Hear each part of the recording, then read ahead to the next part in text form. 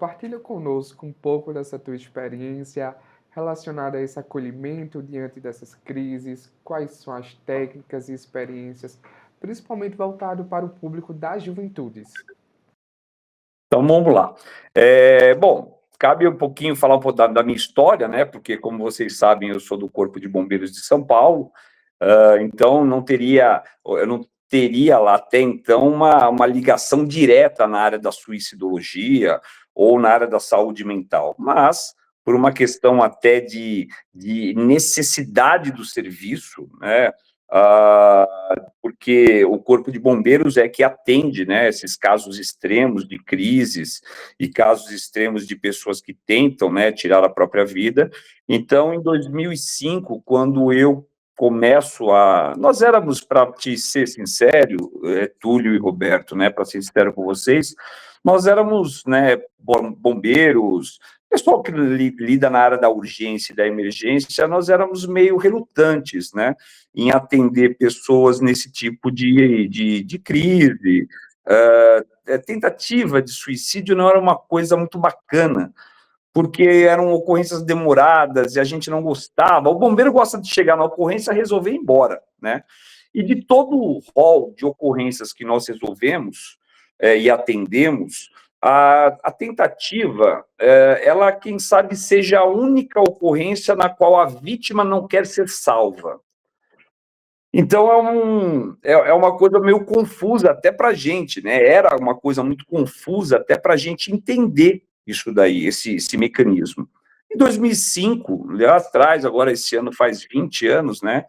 Quando eu vou atender uma tentativa, nós éramos profissionais linguisticamente, né, neurolinguisticamente programados para distrair e pegar essas pessoas, né?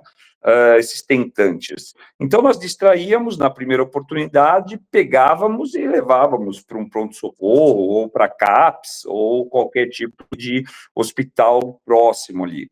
A gente ia para uma ocorrência dessa para resolver o nosso problema, né? E aí, em 2005, quando eu me deparo com uma ocorrência, aqui na Zona Leste de São Paulo, eu era uma torre de transmissão de celular, de sinal de celular, e o tentante estava alguns degraus acima de mim, e não dá, né, numa torre, para você distrair, pegar uma pessoa, puxar ela, porque senão ela vai cair, e se bobear, você vai cair junto, né? E ali, meus queridos, eu me vi numa situação totalmente inédita para mim, porque eu tive que ouvir uma pessoa. E eu não era um profissional capacitado, né, e estudado e treinado para ouvir pessoas. A gente ia para resolver as emergências e as urgências e acabou, né? O problema dessa ocorrência é que depois de meia hora ele tinha um nome, né? Ele não era mais um tentante de uma torre. Depois de uma hora ali em cima, ele tinha uma história. Depois de 6 horas, porque essa ocorrência durou 6 horas, eu estava totalmente envolto nesta história do Alcides, né? E a última coisa que eu queria ali naquele momento, por estar totalmente envolvido na história de sofrimento dele, e era uma pessoa comum, né? Eu falo que em algum momento Deus brincou de Jó na vida dele, tirou praticamente todas as esperanças. Foi o esvaziamento das possibilidades, né? Como diz Carlos Aragão, nesse sentido. Eu percebi que era uma pessoa comum, que em algum momento teve alguns gatilhos, não teve o devido tratamento para todo o seu sofrimento, e estava ali tentando contra a própria vida. Depois de 6 horas, ele desiste de se matar e desce comigo. Ali, quando eu cheguei embaixo, eu lembro daquela sensação de, puxa, faltou alguma coisa, né? Eu poderia ter feito mais, eu poderia ter gerado alguma técnica ou alguma fala que pudesse acolher ou que pudesse gerar dissuasão da ideia da morte. Desculpa. E ali começa toda uma saga, né? Começa todo um estudo, começa toda uma missão hercúlea para buscar conhecimento numa área que eu nem sabia, para ser sincero com vocês, que existia, a área da suicidologia. Muitos muitas palestras, muitos livros lidos, muitas pessoas boas, né, que me ajudaram a fazer uma técnica que pudesse. Eu consultei na época, né, em 2005, os corpos de bombeiros pelo Brasil para ver se havia alguma técnica que acolhesse esses tentantes, e não havia nada publicado, não havia um curso, não havia sequer uma apostila falando sobre isso, né? Até porque o meu meio ele não gostava muito de falar sobre isso. Foram 10 anos, exatamente 10 anos de estudo, entre o primeiro livro, né? Eu lembro que o primeiro livro que eu li sobre o assunto foi Emile Durkheim, né? O Suicídio de Emile Durkheim. Imagine, um sociólogo falando, né? A visão de um sociólogo falando sobre o fenômeno do suicídio. Foi o primeiro livro que eu li. E ali eu comecei a ter contato com os grandes suicidólogos do Brasil, Dr. Bertolotti, Dr. Neuri Botega, Dr. Humberto Correia e tantos outros, né, que eu seria muito injusto aqui em esquecer o nome, né? E 10 anos se passaram, né?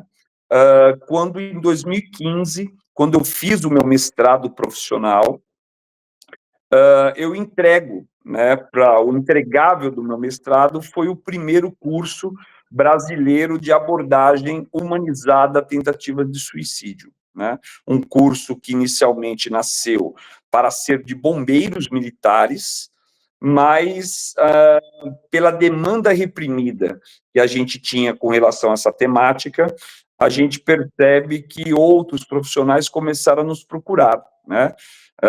Psicólogos, terapeutas do modo geral, psiquiatras, enfermeiros, assistentes sociais, médicos, né? Então, uma gama de profissionais hoje já fizeram esse curso por todo o Brasil.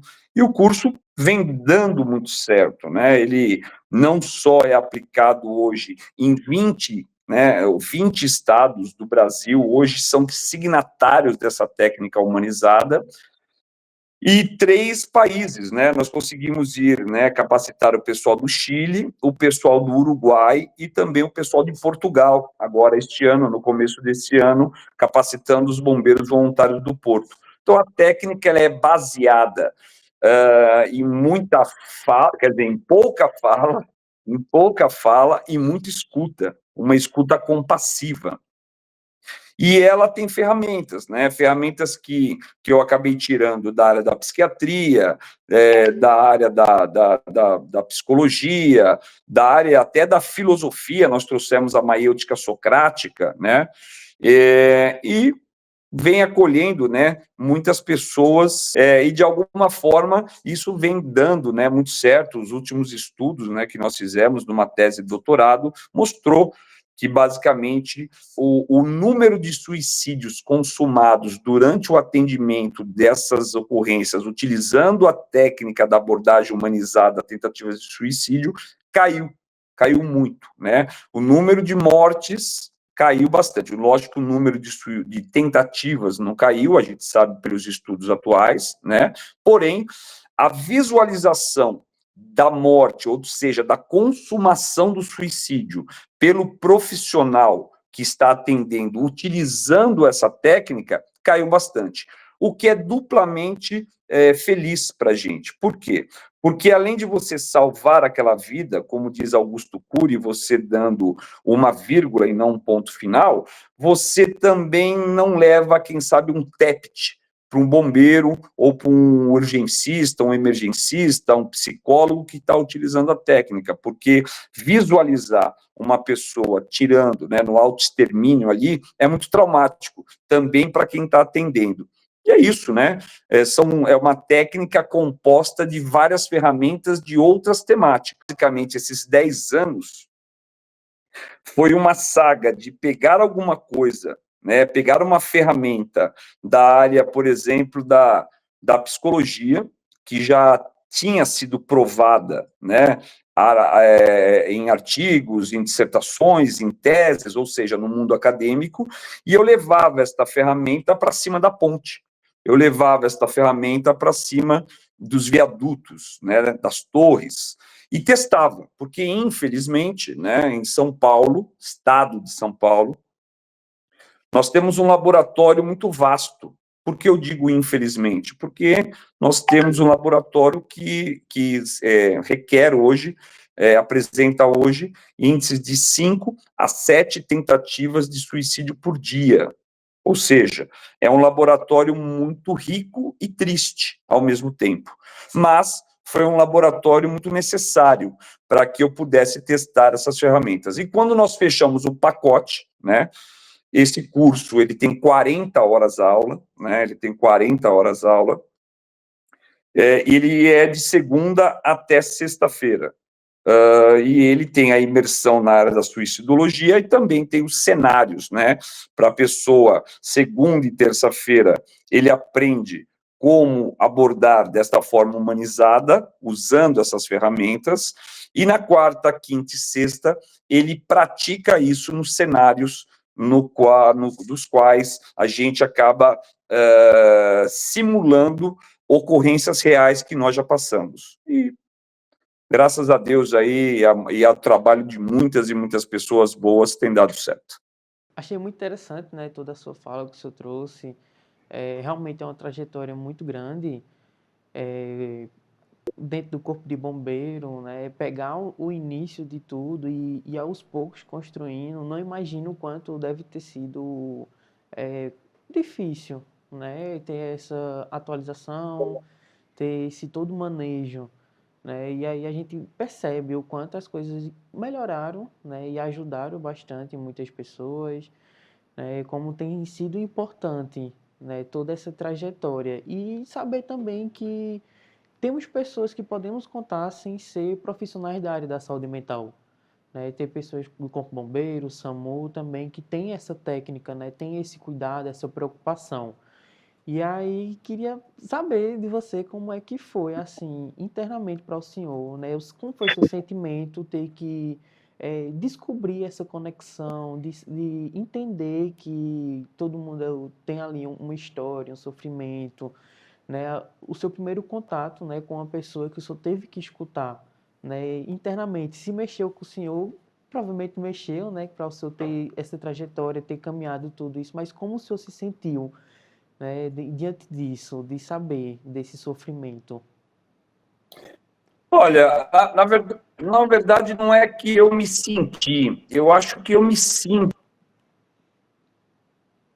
mal, eu não parou lá, né, os atendimentos de ocorrências, eles continuam para mim, né, porque eu sou um bombeiro ainda da ativa, que lógico, pela minha função, meu cargo, eu já não atendo ocorrências diretamente, mas, né, eu, infelizmente, ou pela minha função, né, eu abordei 62 vezes pessoas, né, então, assim, eu vi do outro lado 62 vezes a face da morte, né, e eu garanto para vocês que ela é triste, ela é opaca, ela é repleta de muito sofrimento e muita história, principalmente, porque a gente sabe que o comportamento suicida não se gera da noite para o dia, né?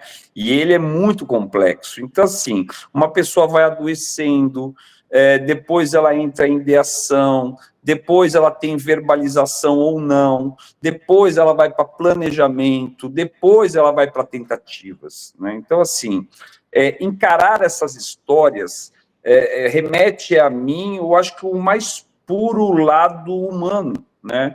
Porque eu vou confidenciar uma coisa, eu não sei se é porque eu estou ficando velho, a gente fica mais sentimental, né? Mas as últimas vezes que eu abordei, naturalmente, quando eu saí do cenário e quando eu me vi sozinho, eu choro. E eu choro muito, né? E isso é ótimo para mim, né? Porque eu estou pondo para fora toda aquela tensão. Porque são ocorrências, são demandas de horas e mais horas, né? Então, são ocorrências que demoram 2, 3, 5, né? 6 horas. Né? Imagine ali você conversando com uma pessoa que está prestes a tentar retirar a própria vida e você utilizando de todas as ferramentas e todo o treinamento possível para que isso não aconteça. Um tentante, ele não consegue ver a luz no final do túnel, porque simplesmente não passou do meio desse túnel. A luz está lá, Quais são essas luzes, né? Qual é essa luz? São os fatores de proteção. Todo mundo tem fator de proteção. O que essas 62 pessoas tinham em comum é que elas não queriam morrer. Elas não, como diz o pai da suicidologia, né? Ele diz o seguinte, que quem tenta o suicídio, ele quer se livrar da dor e não da vida, né?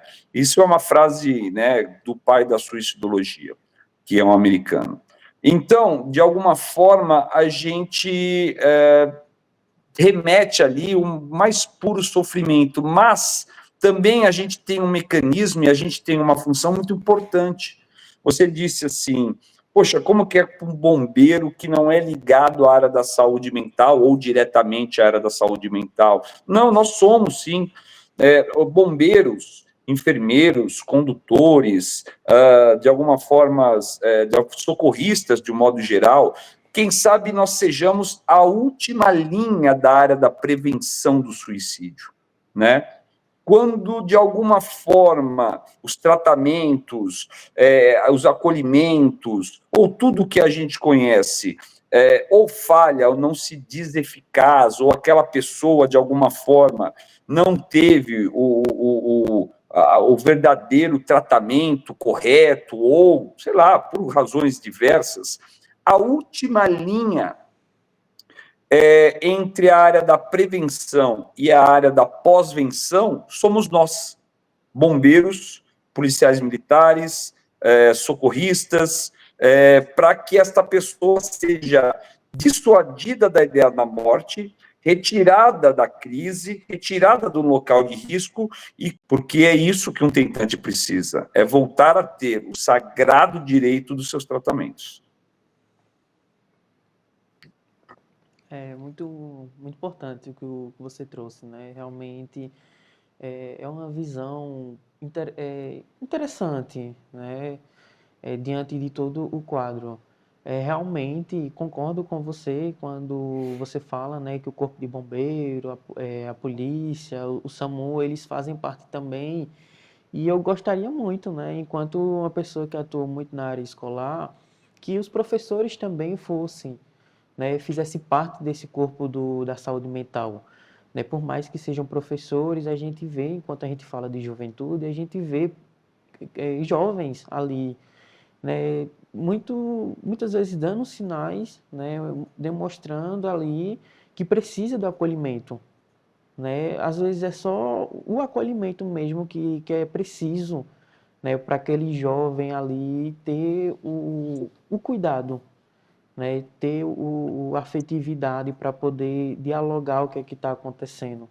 Né? Muitas vezes, quando a gente chega numa sala de aula, né, uma sala de aula que geralmente é em torno de 35 pessoas, que geralmente é o máximo, são pessoas que têm cada um sua vivência, seu sofrimento, e o professor está ali só para dar aula. Né? E muitas vezes não tem o cuidado de dar o afeto e o acolhimento. Né? Aí, infelizmente, a gente vê que, por mais que muita coisa tenha melhorado, tem muitos casos que acontecem ainda com jovens, né? Entre ali os 16 a 25 anos, né? Eles são os maiores casos. Né? Tem em toda a faixa etária de idade, mas realmente, às vezes o ponto de partida pode ser ali, alguém tão próximo, né, em um ambiente escolar, ou até familiar mesmo, e muitas vezes não tem esse acolhimento, né, como você trouxe, né, bem aí na sua fala, né, essa questão de acolher, de estar ali próximo, de escutar o outro, né, de escutar a história. Às vezes é só você estar presente e escutando, e já faz uma diferença. Né? Você sabe que a minha tese de doutorado o tema dela foi a criação de uma rede de proteção à saúde mental feita por pares, né? Porque eu acho que o primeiro tratamento, ele não se dá quando há um adoecimento, né, transtornos de humor, transtornos de personalidade, ele não se dá num consultório terapêutico. O primeiro tratamento não se dá em consultórios psiquiátricos. O primeiro tratamento, ele se dá no dia a dia, ali, no ombro a ombro, né? Ali quando você está com uma pessoa, eu sempre falo no meio militar que o primeiro tratamento se dá nos murmurinhos de alojamentos, né? Quando você tem o seu colega adoecido, dando alguns sinais de adoecimento, e é bom que se diga que não existem sinais de suicídio. Existem sinais de adoecimento, porque se fosse uma fórmula matemática tão simples, A mais B mais C é igual a E, né? Pronto, a gente eliminaria alguma dessas somatórias aí, pronto, não teríamos mais o fenômeno, o comportamento suicida no mundo. E a gente sabe que não é simples assim. Existem sim sinais de adoecimento, mas não quer dizer que esta pessoa vai tentar contra a própria vida. Se ela for acolhida, se ela for tratada de uma forma eficaz, e ela, principalmente ela, porque é ela que tem a principal função nessa engrenagem toda, né? Se ela tiver a responsabilidade de dar continuidade nos seus tratamentos, insistir, né? E a gente sabe que não é fácil, né? Não é. Eu sempre brinco o seguinte, gente, olha, a minha palestra ela é um pouquinho mais cinza. Ela não, lógico, que ninguém vai sair dali. Eu tenho que trazer leveza nos meus cursos, nas minhas palestras. Uma pessoa que participa de um curso meu, de uma palestra minha, ela tem que sair mais leve do que entrou, porque senão eu fui incompetente como palestrante ou como professor. Agora, a gente tem que jogar alguma outra realidade na cara de alguns. É impressionante, meus queridos, a possibilidade, né? O que vem acontecendo. Eu viajo muito, principalmente agora, em agosto, setembro, outubro, né? Eu viajo muito para congressos, palestras, né? E é impressionante como eu tenho percebido que cada vez mais eu sou chamado para falar o óbvio. Eu tenho que ser chamado para falar que a pessoa tem que se cuidar, que a pessoa não pode gerar preconceito para com ela mesma. Mas nós ainda somos, né, herdeiros de uma geração muito preconceituosa. Na verdade, vocês são herdeiros da minha geração. A minha geração é uma geração muito preconceituosa com saúde mental, né? Se eu pedir, Túlio, Roberto, para que vocês completem ou pensem numa palavra para completar a seguinte frase: psiquiatra é médico de... Quem sabe vocês, por serem estudantes, não completaram com a palavra louco ou doido, mas a minha geração facilmente completaria. Então, vocês são herdeiros de uma geração, de um espólio de uma geração carregado em preconceito. Por quê? Porque nós somos a geração manicomial. Nós somos a geração dos manicômios. Não existia na nossa época ainda o Tratado de Caracas, que a partir dali foram criados os CAPs, né? E esse preconceito vem arrastando até hoje. Quando uma pessoa abraça o preconceito e não o tratamento, quem sabe ela vai me conhecer em cima de uma ponte. E aí é onde a tristeza se instala, né? O que mata, meus queridos, não é depressão. O que mata não é a crise de ansiedade. O que mata não é bipolaridade, borderline, burnout, esquizofrenia. O que mata é preconceito. Isso mata. Quando você acha que terapia é coisa de gente fraca, quando você acha que terapia é gente de coisa com dinheiro, por exemplo, né? Você acaba... Nós estamos cada vez mais sedentos de stalkear os outros em redes sociais, mas estamos esquecendo de nos auto-stalkear. Quem sabe por medo do que a gente vai encontrar.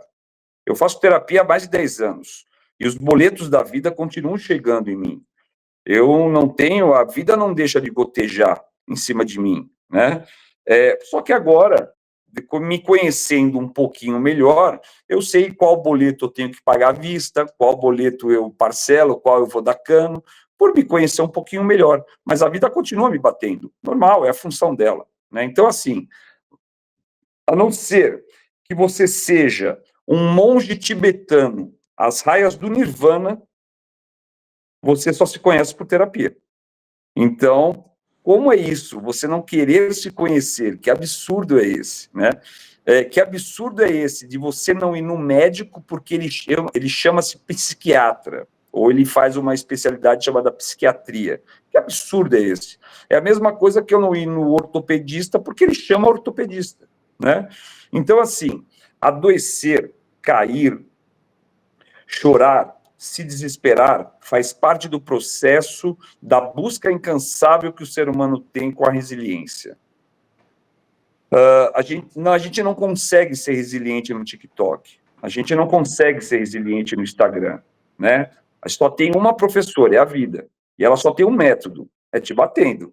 Então, assim, a física define o seguinte propriedade: propriedade que o material tem, que quando submetido a uma força elástica, volta à sua condição aquó, sem sofrer coeficiente de deformidade. Isso a física define resiliência. Na vida, meu irmão, é quanto você vai ajoelhar, quanto você vai sangrar, e vai continuar, e a gente sabe como é essa história. Só que isso é óbvio. Eu não preciso vir aqui numa live para não sei quantas pessoas para falar isso. Eu não preciso amanhã estar lá em Maringá e no Paraná. Eu não preciso depois de amanhã estar em outro evento. Semana que vem eu vou para 2 vezes para Santa Catarina para falar o óbvio, para lembrar que preconceito mata. Transtorno de humor e personalidade não matam. Porque nós estamos em 2025. A farmacologia já avançou muito. A gente não precisa mais sofrer sozinho em 2025. Perfeito, Diógenes. Excelente contribuição, excelente partilha. E aí a gente está se caminhando para o encerramento.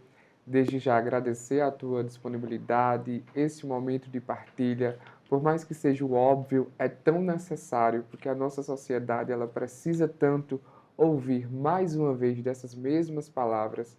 Então, vamos encaminhar aí para o encerramento.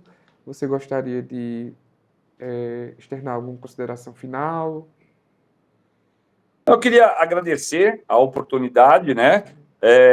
Parabenizar aí o meu amigo Beto, né? Parabenizar você, Túlio, né? O rapaz que está aí nos bastidores, que me deu um apoio também aí por toda aí a parte, o Elter, né? Que me deu toda a parte aí do suporte técnico. Parabenizar vocês aí pelo esse tremendo trabalho que vocês têm feito, né? Eu tenho acompanhado aqui de São Paulo o trabalho de vocês e contem comigo, quem sabe algum dia de forma presencial aí no estado de vocês.